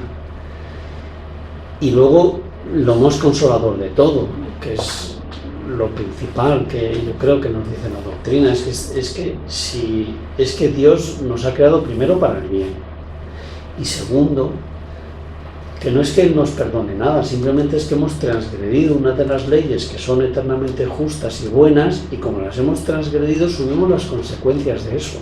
Eso no es ser un Dios malo, y a través del dolor aprendemos que eso no se debe hacer. Vamos con el 13. Yo leo. Lo que tú quieras. 13. Veamos ahora cuál es el destino de estos ángeles y cuál es su quehacer. Tan pronto como se manifestó la rebelión y el lenguaje de los espíritus, es decir, en el impulso de sus pensamientos, fueron expulsados irrevocablemente de la ciudad celestial y precipitados en el abismo, y de malditos al fuego eterno preparado para el demonio y sus ángeles. San Mateo capítulo 25, versículos de 31 al 46. San Pedro dice expresamente que Dios los sometió a las cadenas y las torturas del infierno. Pues esto está en la misma línea, ¿no?, de lo anterior. Es decir, expulsar a alguien desde el punto de vista católico, pues si eres bueno estás a la derecha del Padre y si eres malo al infierno para los restos. Y nosotros eso no, es que no lo concebimos. Es que si nosotros como padres no castigas a un hijo a su habitación un mes entero por mal que haya hecho, pues porque si Dios iba a castigarnos por toda eternidad, ¿no?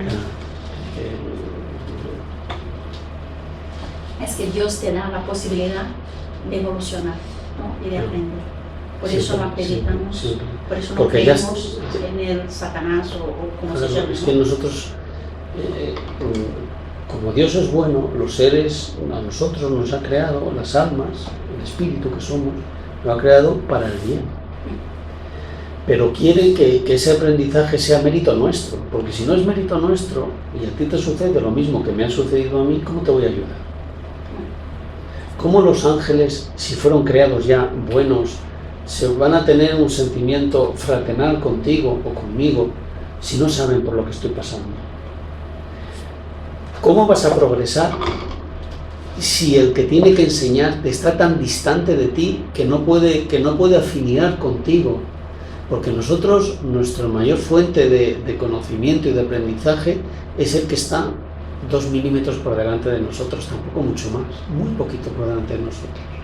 Y escuchándole a él o a ella, diciéndolo de una manera o de otra, como todos los diferentes autores que hay en la bibliografía espírita, pues a veces das con uno que utiliza un lenguaje que es más parecido al tuyo, que tú en ese momento en el que tú te encuentras lo entiendes mejor, pero no es mejor que otro, simplemente que lo narra de forma diferente. A unos les gusta más pues un aspecto un poco más novelado, ¿no?, que cuenten una historia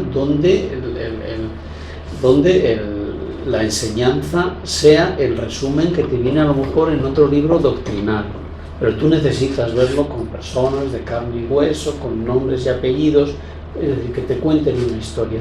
Y de esos conocimientos, de esas enseñanzas de alguien que está un poquito por encima de ti, es por lo que aprendes. Es por el que aprendes.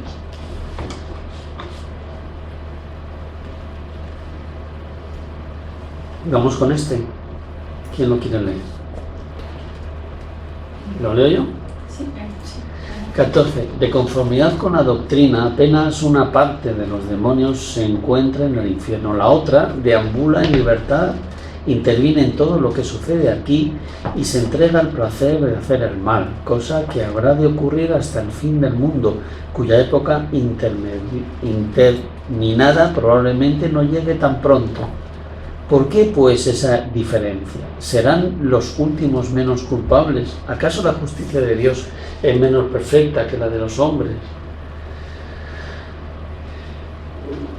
Nosotros los espíritas creemos en que la espiritualidad te intuye y te inspira, ¿no? Realizan esas dos cosas. Luego normalmente la inspiración está más asociada al conocimiento, ¿no? Pues se han dado muchas veces a lo largo de la historia científicos que, estando distantes y sin comunicación entre sí, han llegado a descubrir, por ejemplo, el teléfono o la radio, y no se explica al mismo tiempo. Pues nosotros creemos en esa inspiración. Y la intuición, pues la hay buena y mala. Hay espíritus que te intuyen para el bien y espíritus que te intuyen para el mal. Entonces, tu libre albedrío es elegir a uno o al otro. Cada uno es culpable de aquello que hace. El que te intuye mal tendrá su efecto de lo que está causando. Y tú, para elegir tu opción, pues también. Y en este caso nosotros no creemos que haya seres destinados a intuirte mal eternamente, ¿no? Te intuyen para el mal el tiempo en el que ese espíritu esté ahí, y además si te intuye para el mal es porque tú estás afinando con él, porque si tú elevas tu nivel vibratorio, pues no tienen cómo comunicarse. Es como si estuvieras en frecuencias de radio diferentes. Por consiguiente, los demonios son los agentes provocadores predestinados a reclutar almas para el infinito. Pero para el infierno. Para el infierno, perdón. Y esto con el permiso de Dios, que al crear esas almas preveía el destino que les estaba reservado, es decir, no les estaba creando para el bien, sino para el mal. ¿Qué se diría en la tierra de un juez que recurriese a una medida semejante para llenar las prisiones? Es decir, que generar personas o que la sociedad generara personas para el mal para luego encerrarles en la cárcel. Qué extraña idea se nos ofrece de la divinidad de un Dios cuyos atributos esenciales son la justicia, la bondad soberanas, y enseñan esas doctrinas en nombre de Jesucristo, de aquel que solo predicó el amor, la caridad y el perdón. Como os decía, el aula de hoy es muy dura, ¿no? Porque creo que analiza punto a punto lo que la Iglesia Católica dice sobre los ángeles, ¿no? Y es muy detallado.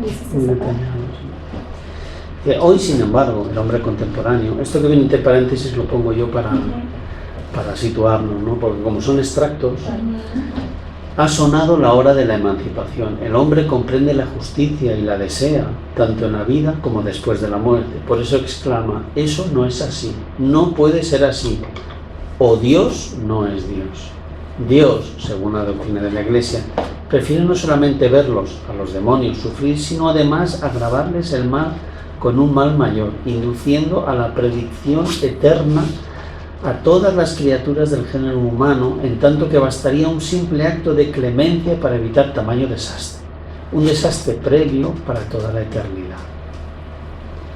Dice, las leyes generales mediante las cuales Dios rige y gobierna el universo, según la razón, son inaccesibles para ellos, motivo por el cual no pueden derogarlas y por consiguiente tampoco predecir o obrar milagros auténticos. No obstante, poseen el arte de imitar y falsificar, dentro de ciertos límites. Las obras divinas saben cuáles son los fenómenos que resultan de la combinación de los elementos y producen con certeza los que ocurren naturalmente, así como los que ellos mismos pueden producir. De ahí los rumores, los numerosos oráculos, los prodigios extraordinarios de los libros sagrados y profanos recompilan que han servido de base y de sustento para todas las supersticiones. La sustancia simple e inmaterial de que están compuestos los sustrae a nuestra vista, están a nuestro lado sin que los percibamos, hablan a nuestra alma sin que nuestros oídos los escuchen. Creemos obedecer a nuestro propio pensamiento cuando en realidad sufrimos sus tentaciones y su funesta influencia. En sentido contrario, conocen nuestras tendencias por las sensaciones que experimentamos y por lo general nos atacan por nuestro flaco más débil. Para seducirnos con mayor seguridad suelen presentarnos atractivos y sugestiones acordes con nuestras inclinaciones, modifican sus acciones según las circunstancias y los rasgos característicos de cada temperamento. Con todo, sus armas favoritas son la hipocresía y las mentiras. Esto para los demonios que habitan en la tierra, es decir, que lo que hacen es camelarnos para luego llevarnos a su terreno, según la Iglesia, para que acabemos practicando el mal.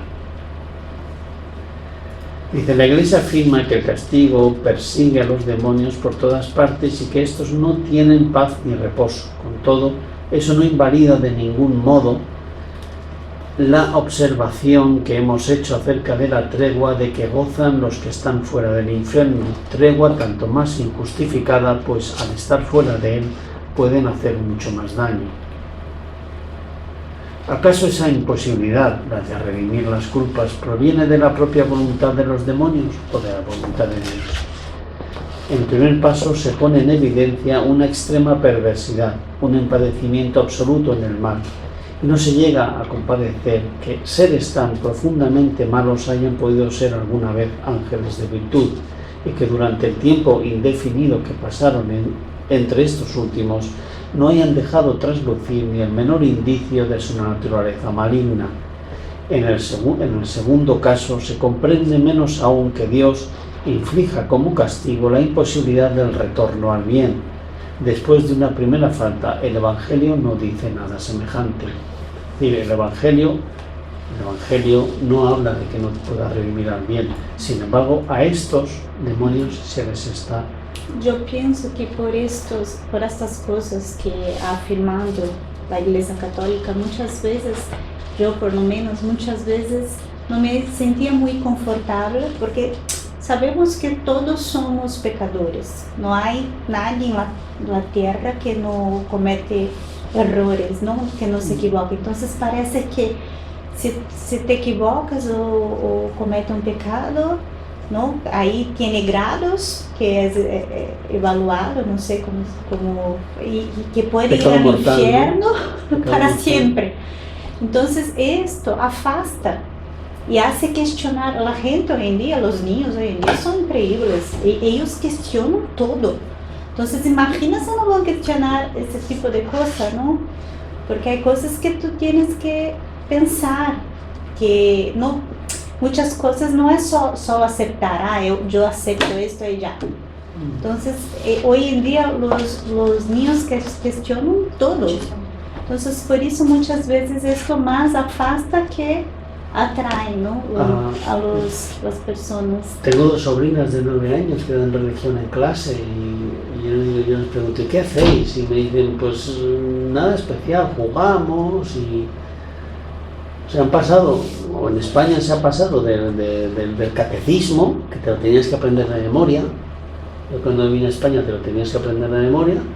O sea, te venían 2 hojitas, y cada 2 hojitas era un tema, ¿no? Y abajo había como 2 frases. Esas frases te las tenías que aprender de memoria y tenías que salir al encerado a decírselas al profesor. Y si no, bueno, a mí me tocaba uno que tenía una regla y te pegaba la mano. Te lo tenías que aprender de memoria. Madre mía. Y yo llegué muy al final, porque yo llegué a España en el año 78 y pues eso, la democracia y tal, y ya pues aquel profesor se jubiló, estaba yo en cuarto de primaria, vino otra y aquella ya no lo hacía. Ni ya nos daba catecismo de la misma manera. Es decir, leía el libro porque era el libro de texto, pero no era aquello de aprendértelo de memoria. Es decir, se evolucionó, pero yo me imagino los que eran muy anteriores a nosotros. O sea, mi padre me dice que cuando había una procesión en el pueblo, que sacaban el santo a dar una vuelta, ¿no? por el pueblo, pues los niños que hacían, pues se metían entre las calles para no andar tanto. Y este cura les esperaba en las callejas y les volvía a pegar. O sea, y los padres permitían. Claro, es que en los pueblos ¿quién mandaba? El cura, el alcalde y la Guardia Civil. Sí. La parte civil, la Guardia Civil, si hacías algo mal. La parte moral, el alcalde, que encima se metía en tu casa. Y que si tu hija va con este o va con otro, se metían en todo. Y luego el alcalde para el tema institucional, de ordenamiento del pueblo y demás. Eran las 3 fuerzas vivas que se hacían entonces, ¿no? Vamos al 19. Que si al menos tuviera una esperanza de rehabilitación, sea cual fuere su precio, el bien tendría un objetivo para ellos. Pero no es así. Si perseveran en el mal es porque Dios les ha cerrado la puerta de la esperanza. ¿Pero por qué habría de hacerlo? Para vengarse de la ofensa derivada de su falta de sumisión. De ese modo, para saciar su resentimiento contra esos culpables, Dios prefiere no solamente verlos sufrir, sino además agravarles el mal con un mal mayor, induciendo la perdición eterna de todas las criaturas del género humano. en tanto que bastaría un simple acto de clemencia para evitar tamaño desastre, un desastre previsto para toda la eternidad. Creo que esto es posible que lo haya copiado de ustedes. Y esto es muy cortito, pero si queréis, nos quedan poquitos minutos, pero si quieres, pues para terminar el aula, un poquito más de optimismo, vamos a leer la parte de los demonios según el espiritismo. Ahora sí, ¿no? Ahora viene la explicación. Porque estaba muy triste. Por eso no tenemos, ¿no?, miedo de ir a la iglesia. ¿Queréis que lo lea yo o queréis leerlo Tú vosotros? lees más rápido, creo, no sé. Dice, según el espiritismo, ni los ángeles ni los demonios son seres aparte, puesto que la creación de seres inteligentes es solo una, es decir, todos somos creados simples e ignorantes, unidos a cuerpos materiales, para las pruebas materiales a las que estamos sometidos cuando estamos encarnados. Esos seres constituyen la humanidad que puebla la Tierra y los demás planetas habitados. Esto lo hemos estudiado en la parte de la Génesis, que dice: en la casa del Padre hay muchas moradas. Pues hemos visto que los últimos avances de la ciencia nos dicen que esto es posible. Que aunque nosotros no los veamos, pueden estar perfectamente habitados. Como se desprende de esos cuerpos, cuando se desprenden de esos cuerpos, constituyen el mundo espiritual o de los espíritus, que pueblan los espacios. Dios los creó perfectibles y les puso como meta la perfección, junto con la felicidad, que es consecuencia de ella. Pero no les dio la perfección, quiso que la obtuvieran por su propio esfuerzo a fin de que tuvieran ese mérito. A partir del momento de su creación, los seres progresan, ya sea en el estado de encarnación o en el estado espiritual. Sabemos que en el estado espiritual se progresa menos porque las pruebas a las que está sometida son menores, ¿no? Al llegar a su apogeo se convierten en espíritus puros o ángeles, según la expresión vulgar. De manera que a partir del embrión del ser inteligente hasta el ángel existe una cadena ininterrumpida en la que cada uno de los eslabones indica un grado de progreso. De ahí resulta que existen espíritus en todos los grados de adelanto moral e intelectual. Sabemos que el adelanto moral es consecuencia del intelectual, porque si no tienes la intelectualidad necesaria no puedes entender por qué las cosas hay que hacerlas de cierto modo, de conformidad con la posición que ocupan en la escala de progreso. Por consiguiente, los hay en todos los grados de saber y de ignorancia, de bondad y de maldad. En las categorías inferiores se destacan los espíritus que todavía son muy propensos al mal y que se complacen en él, es decir, que se divierten con el mal. A estos se les puede denominar demonios, porque se complacen en el mal, no porque lo sean. Si así se quiere, pues son capaces de todas las maldades que se atribuyen a estos últimos. El espiritismo no les da ese nombre porque el término demonio se asocia a la idea de ser distinto de los demás del género humano y cuya naturaleza es esencialmente perversa, consagrados eternamente al mal e incapaces de progresar hacia el bien. Es decir, no se les llama demonios porque no son distintos a los demás, simplemente tienen un estado evolutivo diferente o se complacen en el mal. Según el espiritismo, los demonios se trata de espíritus imperfectos, pero que mejorarán aún, se encuentran en base de la escala, pero un día ascenderán tarde o temprano, llegará el día en que se cansen de esa existencia penosa y de padecimientos con su consecuencia. Comparan su situación con la de los espíritus buenos y comprenden que su provecho reside en el bien. Entonces procuran mejorar por un acto de espontánea voluntad, es decir, libre albedrío, sin que se les obligue. Nadie es colocado en la primera categoría por privilegio, o sea, nadie nace siendo un ángel o un espíritu puro, pero esa categoría es accesible a todos y nadie la alcanza sin su propio esfuerzo. O sea, nuestro destino es ser espíritus buenos todos. Perfectos. Es decir, cuando recibimos un mal de alguien, sabemos que potencialmente esa persona que nos lo está haciendo el día de mañana será un espíritu puro, será un espíritu puro. Por eso el espiritismo te pide que seas indulgente con los demás, que seas consciente de que es consecuencia de su estado evolutivo, Sí. o no, o a lo mejor que se complace en el mal, y que seas indulgente con él, conocedor de esto que acabo de decir, y que seas más crítico contigo sin llegar al exceso, sin que llegues a ser el juez más implacable contigo mismo. Es decir, que los demás olviden los males que tú has hecho, los den por reparados, que es algo en lo que también creemos los espíritas, que no solamente hay que perdonar, no el perdón católico de yo estoy en una posición superior a ti, sino realmente sentirse que el otro se sincera contigo, que da reconocimiento de lo que ha hecho, y muy importante, que lo ha reparado, que ha hecho lo necesario para demostrártelo, que se equivocó y que no volverá a hacerlo, y que en las siguientes situaciones que se le planteen no lo volverá a hacer. Ese es el juez que debemos ser para nosotros mismos, sin que nos estemos machacando, que muchas veces nos machacamos. Pues con esto damos por finalizado este aula y nada, nos despedimos de quien nos escuche a través de las redes, y el próximo día veremos el capítulo 10 de la Génesis. Pues vamos a terminar la grabación.